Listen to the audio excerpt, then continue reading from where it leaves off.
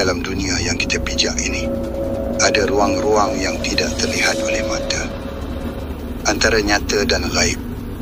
Inilah kisah alam maya.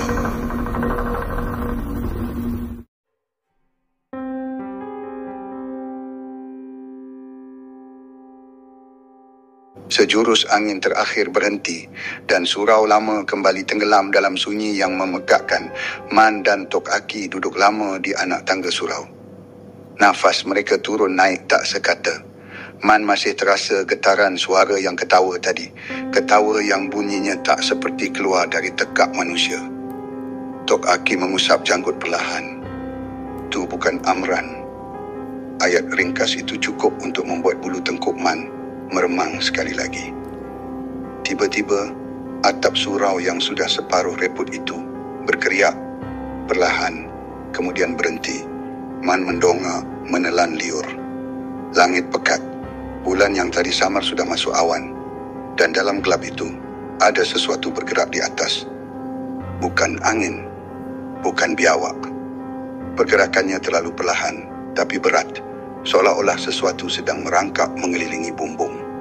Tok Aki berdiri perlahan-lahan sambil menggenggam tasbih kayu hitamnya.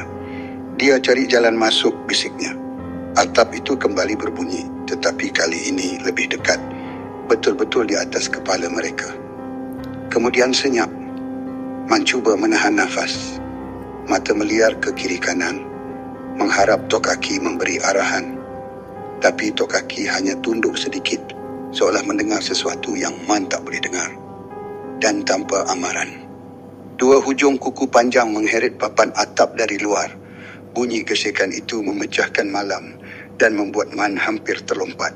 Seolah-olah makhluk itu mencakar atap, cuba membuka sela-sela papan. Tok Aki, dia buka. Man berbisik cemas. Tok Aki mengangkat tangan, meminta diam. Dia tak boleh masuk kalau kita tak undang. Tapi sebelum habis ayat itu, satu bayang muncul. Bukan jatuh dari luar, tapi merayap di siling surau seperti tumpahan dakwat hidup. Bayang itu bergerak perlahan, seolah-olah mengintai dari celah-celah papan atap. Man menelan liur. Tok Aki, macam mana bayang boleh ada dalam? Tok Aki mengetap bibir. Itu bukan bayang, itu sisa. Malaikat takkan biar benda tu dekat kalau Amran tak buka sendiri pintu. Bayang itu memanjang, menurun ke dinding, membesar sedikit demi sedikit. Bentuknya mula menyerupai tubuh manusia, tetapi tidak sempurna. Bahagian kepala seolah-olah sengat, memanjang ke satu sisi.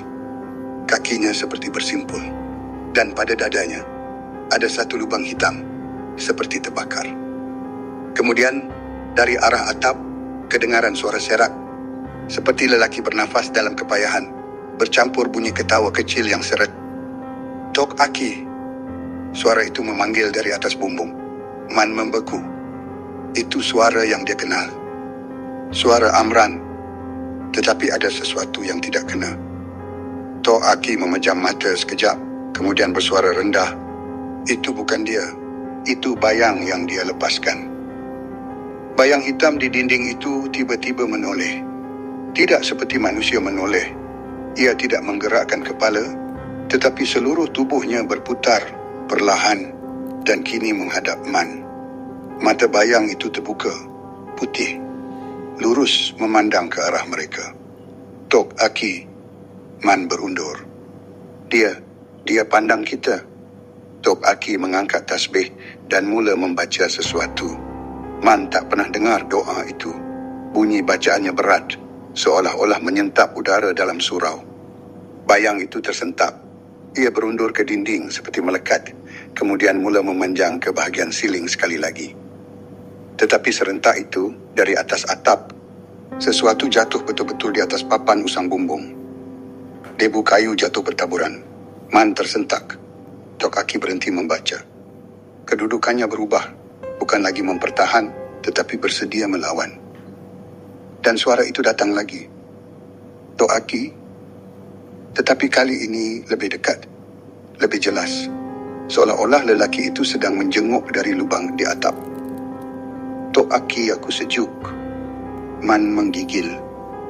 Ada satu bahagian dalam suara itu yang memang suara Amran, tetapi ada bahagian lain yang seperti suara budak kecil, suara perempuan tua dan suara lelaki garau bertindih sekaligus. Seolah-olah bukan satu makhluk yang bercakap. Tok Aki menjerit kecil. "Jangan percaya suara tu." Belum sempat Man bertindak, papan atap di hadapan mereka tertusuk. Dua kuku panjang hitam menembusi ke dalam, cuba merobek papan itu lebih luas. Dan dari celah lubang yang semakin besar, sepasang mata merah menyala memerhati mereka dari luar. Man terundur, hampir jatuh. Makhluk itu merangkak turun ke bahagian bumbung yang lebih rendah. Matanya tidak berkelip, seolah-olah memerhati mereka seperti pemangsa menilai mangsa. Tok Aki mengambil kayu tongkatnya dan meletakkan di lantai. Man, kalau dia berjaya jatuhkan diri masuk, kita tak sempat nak keluar. Letakkan di atap itu semakin membesar. Makhluk itu menguak papan, seperti manusia mengoyak kulit rambutan. Kemudian suara itu datang lagi. Kali ini tepat di telinga Man, walaupun makhluk itu masih di bumbung. "Man, tolong buka pintu." Man terhuyung. "Tok Aki," dia bisik kat telinga saya. "Tok Aki seakan marah." Itu ilmu seru yang Amran buka. Dia panggil bayang dulu. Sekarang tuan dia datang. Atap terkopak. Sebahagian bumbung terjatuh ke lantai surau, menghasilkan bunyi kuat yang menggema ke seluruh kampung. Dan dari celah yang terbuka itu, sesuatu menjulur masuk. Bukan tangan, bukan kaki, tetapi satu bentuk seperti akar hitam yang hidup, melilit-lilit, memanjang mencari sesuatu dalam gelap. Tok Aki menarik Man ke belakang sambil berseru, "Jangan bagi dia sentuh. Kalau dia pegang bayang awak akan hilang buat selamanya." Man tak faham, tetapi ketakutan yang memenuhi dirinya cukup kuat untuk memaksa dia bergerak. Akar hitam hidup itu menghantak lantai dan merayap laju. Surau yang kecil itu tiba-tiba terasa begitu sempit. Tok Aki mengangkat tongkatnya dan menghentak lantai dengan kuat sambil melaungkan sesuatu dengan suara garau yang tak pernah Man dengar sebelum ini. Bunyi hentakan itu membuat akar hitam itu berkedut dan berundur sedikit, tetapi tidak lama. Ia kembali merangkak, lebih laju, lebih ganas. "Aki." Suara itu datang lagi. Kali ini bukan dari luar, bukan dari telinga, tetapi dari bawah lantai. Man membeku. Tok Aki berpaling tajam. "Dia dah keliling surau, kita tak boleh tinggal sini." Akar hitam itu melompat ke batang jendela. Bayang manusia cacat itu turun dari siling seperti dicekup magnet ke arah mereka. Dan seluruh surau bergetar seperti sesuatu besar sedang memanjat dindingnya dari setiap arah. Tok Aki menarik Man ke pintu. "Man, lari sekarang." Man menolak pintu. Tetapi pintu surau tertutup semula dengan kuat. Tok Aki memandang tepat ke arah pintu. Dia dah kunci ruang ni. Dia nak kita jadi penunggu baru. Bayang hitam itu kini hanya sejengkal dari Man. Akar hitam dari bumbung menjalar ke lantai. Dan suara Amran, atau apa saja yang pernah jadi Amran, bergema di seluruh ruang. "Tok Aki, Man, jangan lari. Sini gelap tapi panas. Sini rumah aku." Tok Aki menggenggam bahu Man. "Jangan pandang mata dia." Man membalas dengan suara tersekat, "Kalau saya pandang, apa jadi?" Tok Aki menjawab, "Awak akan nampak apa yang Amran nampak. Dan kalau awak nampak, benda tu akan ambil awak juga." Bayang itu kini berdiri betul-betul di depan mereka.